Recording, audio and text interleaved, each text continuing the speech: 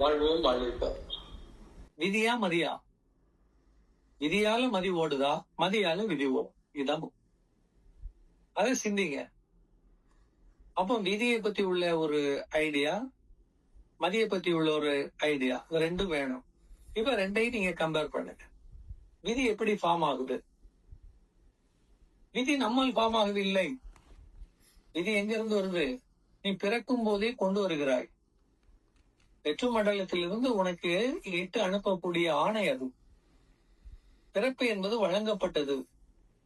அப்ப வெற்று மண்டலத்திலிருந்து வரும்போதே ஒரு பிறவி, ஒரு இறப்பு, ஒரு பிறப்பு, ஒரு இறப்பு குறிக்கப்பட்டது. அதற்கு இடையில் நிகழ்வுகள், அதற்கு இடையில் யார் யாரோடு பழகுவது, பிரிவது, ஒத்துப்போவது, விட்டு செல்வது, இதெல்லாம் அதுக்குள்ள அந்த கண்டென்ட்டுக்குள்ள அவ்வளவுதான். அதான் கண்டெய்னர் தான் உங்க லைஃப். அந்த நிகழ்வுகள்லாம் அதுக்குள்ள இருக்கக்கூடிய கண்டென்ட்ஸ். இது விதி வழங்கி விடுது, முடிஞ்சு போச்சு.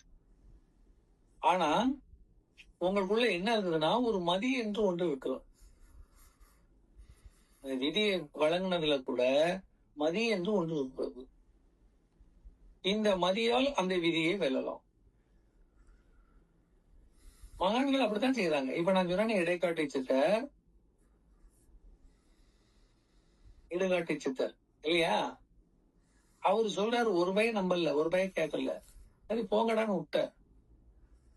இவர் என்ன பண்ணாரு, நிறைய கதிர்களை கொண்டு வந்து அதுல இருக்க நெல் மணிகள் எல்லாம் உதிர்த்து வெயில்ல காய போட்டு, அப்புறம் மாடு போடக்கூடிய சாணத்தை எல்லாம் எடுத்து தட்டி தட்டி தட்டி தட்டி தன்னுடைய அவருடைய அந்த வீடு குடிசையினுடைய செவர் முழுக்க அந்த சாணத்தை தட்டி தட்டி தட்டி தட்டி தட்டி பார்த்திருப்பீங்க. சாணம் தட்டி வைக்க முடியாது, அது கை அளவுக்கு அதை தட்டி அப்படி அப்புறம் மாதிரி ஒட்டி வச்சிருப்பாங்க.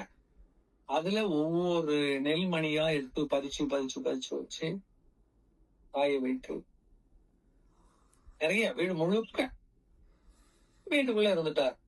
மழை வந்தா தானே அடிச்சுட்டு போவோம், மழையே வராது இல்லையா? நல்ல வெயில் தான், செம வெயில். இப்ப அந்த வெயில் ஆரம்பிச்சிச்சு. 12 வருஷம் ஸ்டார்ட் ஆகுது. காலையில எந்திரிப்பா, அப்படி போய் நின்று சூரியனை பார்த்து ஒரு கும்பிடு போட்டுட்டு, குளிக்கிறதுலாம் ஒண்ணும் கிடையாது, தண்ணி எங்க குடிக்கிறதுக்கு இல்ல. அந்த நெல்ல அதுல இருந்து அப்படி பிச்சு அதை வாயில போட்டு அதையே ஒரு 2 மணி நேரத்துக்கு அப்படி சமைச்சுக்கிட்டே உமிழ் நீரோடு ஒரு நாளைக்கு ஒரு நெல் அப்படி ஓட்டுனதாக வரலாம். 12 வருஷம் தாட்டிட்டா. ஆனா அதுக்குள்ள ஊர்ல இருக்கிற எல்லாம் செத்து மண்ணா போயிட்டாங்க. நீ இந்த ஊரை விட்டு அந்த ஊர் ஓடினாலும் மண் எங்க இருக்க, பூமியில் தானே இருக்க. அந்த விவரம் இல்ல. இங்கதான் மழை வரலன்னு அந்த ஊர்ல சுத்தமா இல்ல, நிறைய செத்து போயிட்டாங்க. இவர் தான் அப்படி ஒரு வரலாறு. அப்போ நம்மளே நம்ம பாதுகாக்கக்கூடிய ஆற்றல் நமக்கு இருக்கு. இப்ப நீங்க நல்லா பாருங்க, பெரு வெள்ளம் வருகிறது, அது எல்லாம் பொத்து பொத்து பொத்துன்னு விழுறாங்க, வழி இல்ல.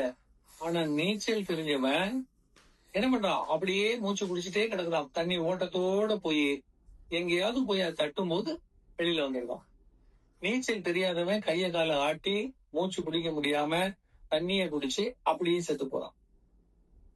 இதான் விதி. பெருவெள்ளம் வந்தது விதி, மாட்டினதும் விதி, ஆனால் கரை ஏறினதும் மதி.